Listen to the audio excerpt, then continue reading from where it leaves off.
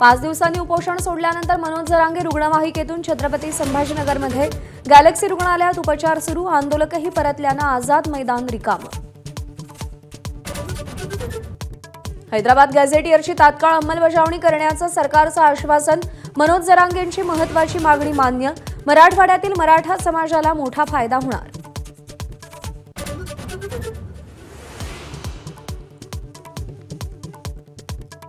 मराठा कुणबी एकच असल्याचा जीआर काढण्यासाठी 2 महिन्यांचा कालावधी गरजेचा। सरकारची भूमिका, अभ्यासाअंती जीआर काढण्याचं आश्वासन।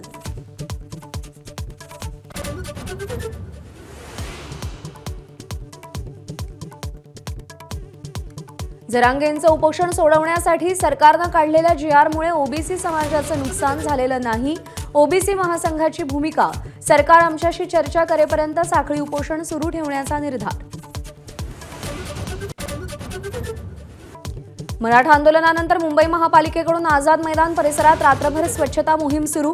सीएसएमटी चौकही रिकामा।